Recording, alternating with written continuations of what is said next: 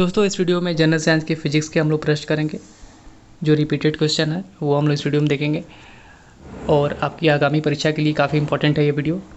पहला प्रश्न है, वेग को यदि दोगुना कर दिया जाए तो आपको 4 ऑप्शन दिए गए हैं। सही उत्तर बताना है कि संवेग 3 गुना गतिज ऊर्जा 4 गुना बढ़ जाती है, संवेग 4 गुना गतिज ऊर्जा 3 गुना बढ़ जाती है, संवेग 2 गुना या फिर गतिज ऊर्जा 4 गुना बढ़ जाती है, संवेग 4 गुना और गतिज ऊर्जा 2 गुना बढ़ जाती है। तो यदि वेग को दोगुना किया जाएगा तो इनमें से क्या होगा।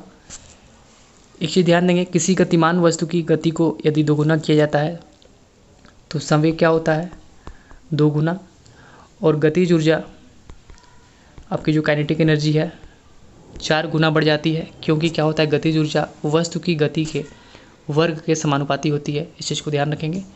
तो ऑप्शन नंबर सी आपका राइट उत्तर हो जाएगा। यदि वेग को यदि दोगुना कर दिया जाए तो संवेग 2 गुना और गतिज ऊर्जा 4 गुना बढ़ जाती है। तो चलिए नेक्स्ट देखेंगे।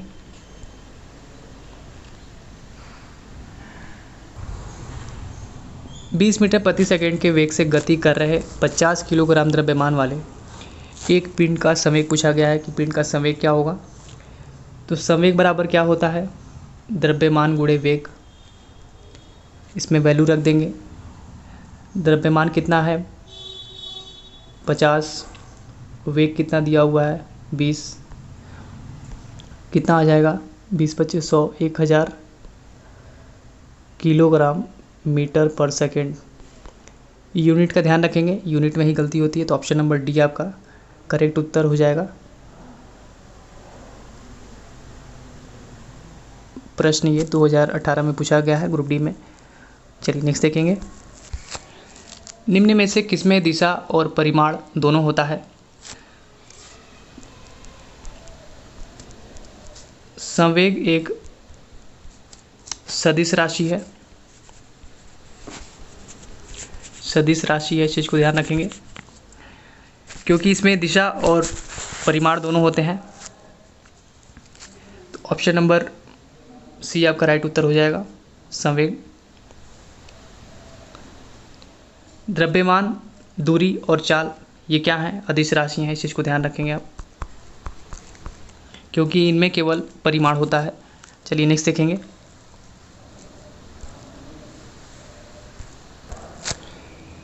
यदि किसी गतिमान पिंड की चाल 2 गुनी कर दी जाए तो क्या होगा।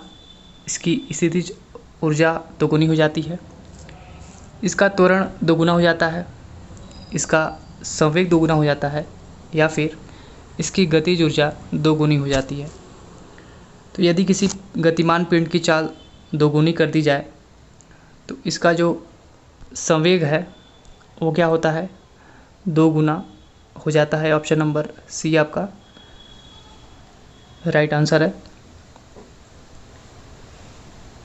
नेक्स्ट देखेंगे।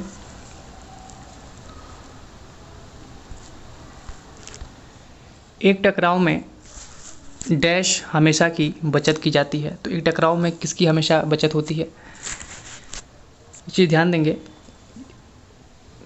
संवेग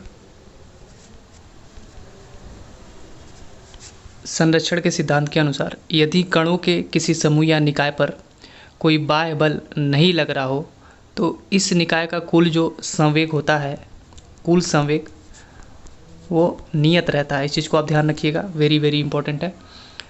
अर्थात टकराव के पहले और टकराव के बाद का जो संवेग है वो बराबर होता है। तो ऑप्शन नंबर सी आपका करेक्ट हो जाएगा कि एक टकराव में हमेशा क्या होती है संवेग की बचत की जाती है। चलिए राइट आंसर हो जाएगा आपका ऑप्शन नंबर सी। नेक्स्ट देखेंगे।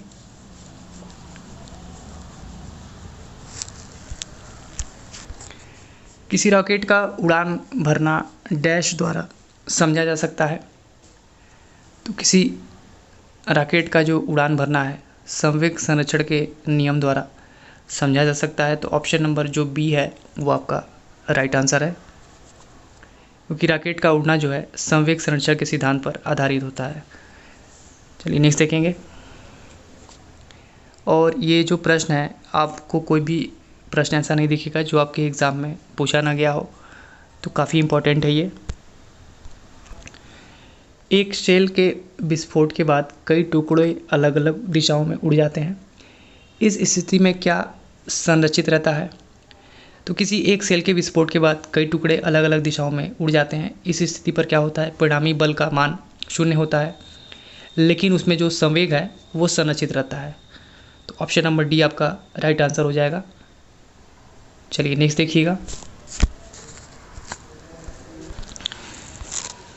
3 kg की पिस्तौल से 150 मीटर पर सेकंड वेग के साथ 30 ग्राम की गोली क्षैतिज रूप से चलाई जाती है। पिस्तौल का प्रतिघाती वेग आपसे पूछा गया है। तो प्रतिघाती वेग v बराबर क्या होता है? -mv/m। वैल्यू रख देंगे। गोली का द्रव्यमान कितना है? m बराबर 3 kg। गोली का द्रव्यमान कितना है? गोली का द्रव्यमान है 30 ग्राम। इसको किलोग्राम में बदल लेंगे, कितना हो जाएगा? 0.03 किलोग्राम। बंदूक का द्रव्यमान पिस्तौल का कितना दिया है? 3 kg। गोली का वेग कितना है? 150। वैल्यू रख देंगे। गोली का द्रव्यमान गुणे वेग 150 बटा बंदूक का द्रव्यमान 3 kg। काट देंगे, 3 × 5 = 15, 3 × 0 = 0, 50। कितना आ जाएगा? 3 × 5 = 15, दशमलव लग जाएगा एक अंक के बाद, -1.5 मीटर पर सेकेंड। ऑप्शन नंबर सी आपका राइट उत्तर हो जाएगा। प्रतिघाती जो वेग है उसका फार्मूला ध्यान रखेंगे, और इसमें आपका सवाल ये लग जाएगा। ये ग्राम में है तो इसको केजी में आप कन्वर्ट कर लीजिएगा, ये केजी में है तो इसको कन्वर्ट करने की ज़रूरत नहीं है। वैल्यू रख देंगे, आंसर आ जाएगा। चलिए नेक्स्ट देखेंगे। डैश वह भौतिक राशि है जो कभी भी ऋणात्मक नहीं हो सकती है। दूरी अदिश राशि है जो कभी ऋणात्मक नहीं हो सकती है, जबकि बल, वेग और त्वरण ये क्या हैं? सदिश हैं। इस चीज़ को ध्यान रखेंगे। सदिश राशि हैं जिसका मान धनात्मक, ऋणात्मक और शून्य तीनों हो सकते हैं। ये इस चीज़ को ध्यान रखेंगे। तो ऑप्शन नंबर ए आपका राइट आंसर हो जाएगा। और ये भी जो प्रश्न है आपके एग्ज़ाम में पूछा गया है 2018 में। वेग और समय का गुणनफल प्रदान करता है। तो वेग और समय के गुणनफल को विस्थापन,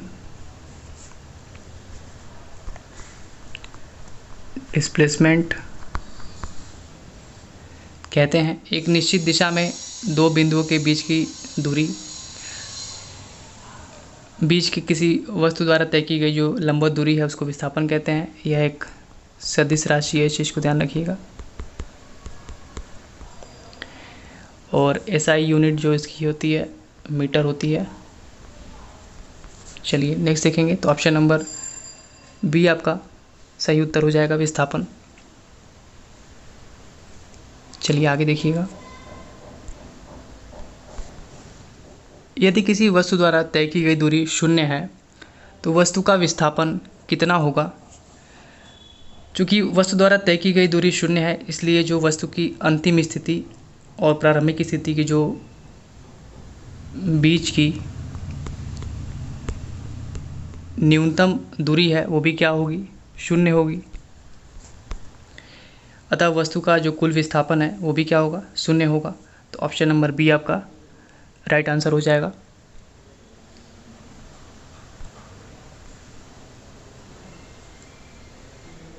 एलबी में ये प्रश्न पूछा गया है। चलिए नेक्स्ट देखेंगे।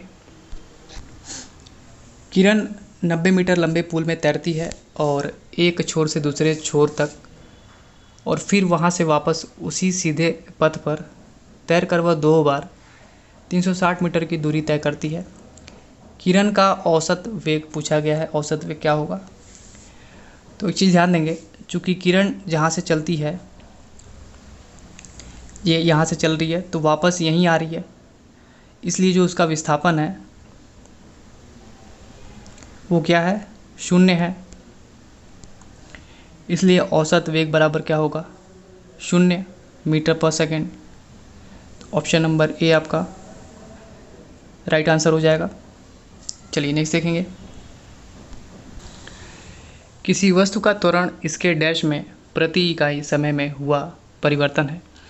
तो किसी वस्तु का त्वरण इसके वेग में, ऑप्शन नंबर ए आपका राइट हो जाएगा। वेग में प्रति इकाई समय में हुआ परिवर्तन है, तो ऑप्शन नंबर ए आपका करेक्ट आंसर है। ये भी प्रश्न ग्रुप डी में पूछा गया है।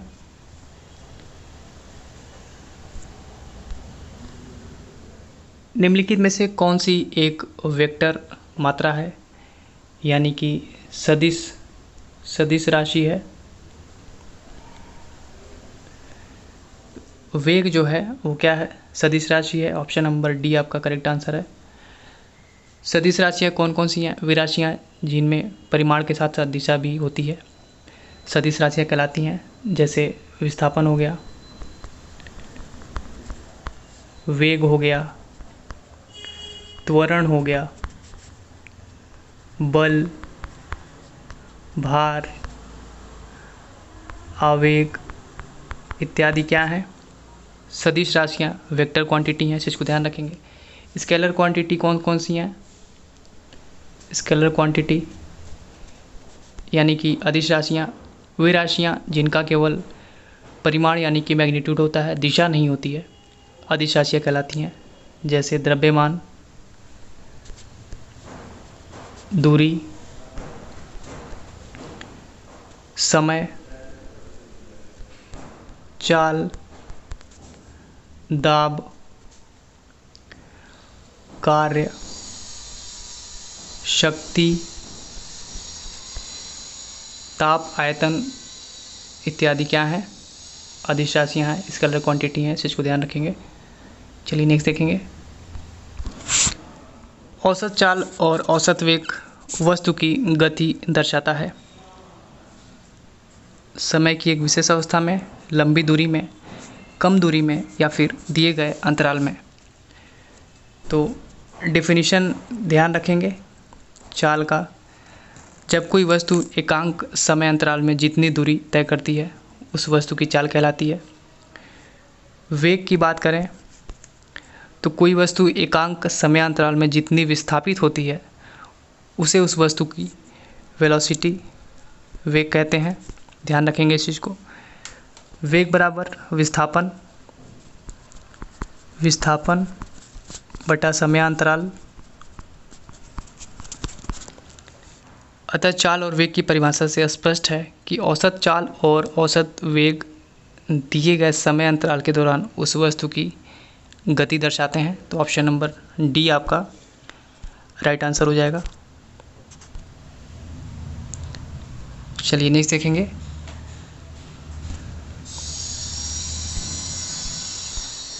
तात्कालिक वेग और औसत वेग तब बराबर होते हैं जब वस्तु क्या हो, एक समान वस्तु में एक समान त्वरण हो, वस्तु एक वृत्त में चल रही हो, वस्तु में परिवर्तित त्वरण हो या फिर वस्तु में शून्य त्वरण हो।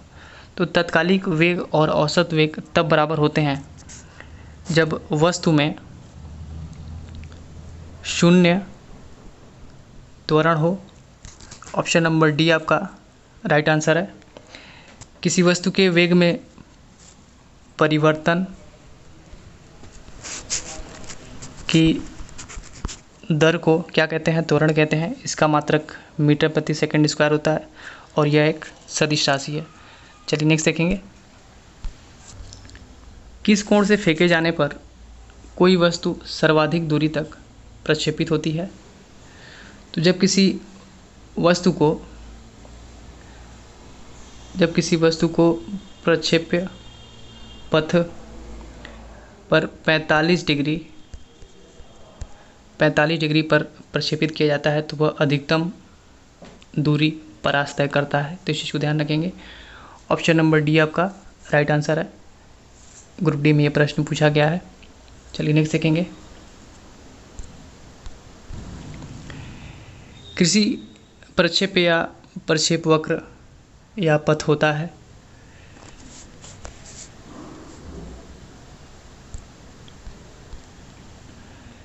प्रक्षेप गति का वह रूप है जिसके द्वारा किसी कण या वस्तु को पृथ्वी की सतह के निकट क्षैतिज से किसी कोण पर प्रक्षेपित किया जाता है और प्रक्षेप के पथ को प्रक्षेप वक्र कहा जाता है। इस चीज़ को ध्यान रखेंगे। और जो प्रक्षेप पथ होता है वो कैसा होता है? परवलयाकार। तो ऑप्शन नंबर बी आपका राइट आंसर हो जाएगा। चलिए नेक्स्ट देखेंगे। वेग में परिवर्तन बटा लगने वाला समय बराबर क्या होता है? तो किसी पिंड वस्तु के वेग में परिवर्तन की दर को क्या कहते हैं? त्वरण कहते हैं। इसका मात्रक मीटर प्रति वर्ग सेकंड अर्थात मीटर पर सेकंड स्क्वायर होता है। त्वरण बराबर क्या होता है?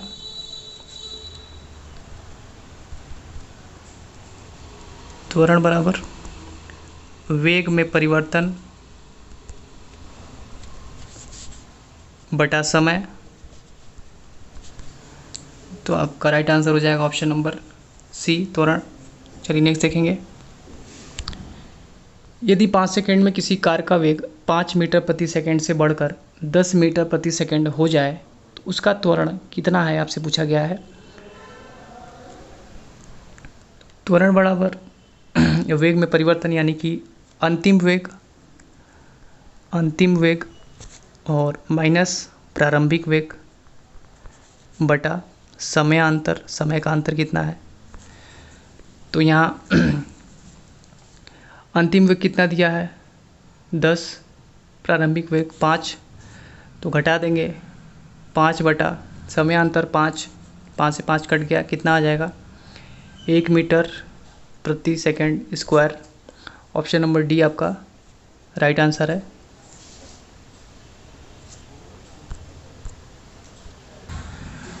नकारात्मक त्वरण निम्न में से किस दिशा के विपरीत होता है? तो नकारात्मक त्वरण वेग के विपरीत होता है। किसी वस्तु के वेग में बराबर समयांतरालों में बराबर परिवर्तन होने की स्थिति में त्वरण क्या रहता है? एक समान। जब किसी वस्तु के वेग का परिमाण समय के साथ साथ बढ़ता है तो त्वरण धनात्मक होता है तथा घटने पर त्वरण क्या होता है? ऋणात्मक होता है। इस चीज़ को ध्यान रखेंगे। जिसे ऋणात्मक त्वरण यानी कि मंदन कहते हैं। तो आपसे क्या पूछा गया है? नकारात्मक त्वरण निम्न में से किस दिशा के विपरीत होता है? तो वेग के। ऑप्शन नंबर ए आपका राइट आंसर है।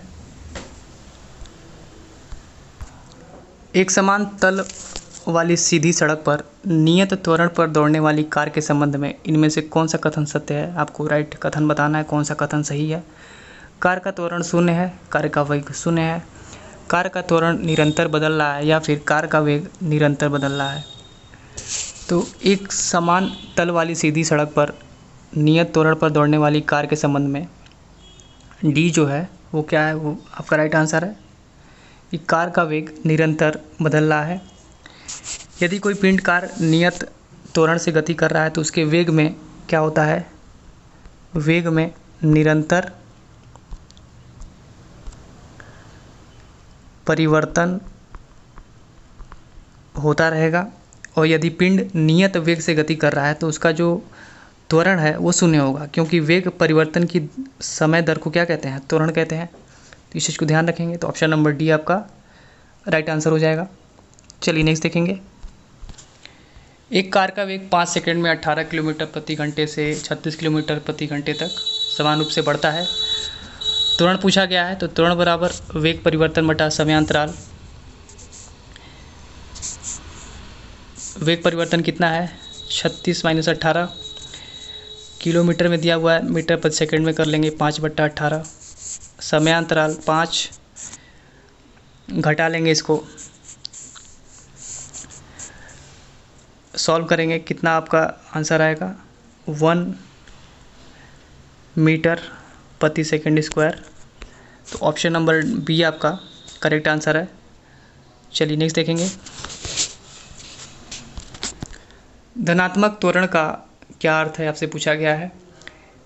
वस्तु का वेग कम होता है, वस्तु का वेग स्थिर होता है, वस्तु का वेग बढ़ता है, या फिर वस्तु का वेग शून्य है।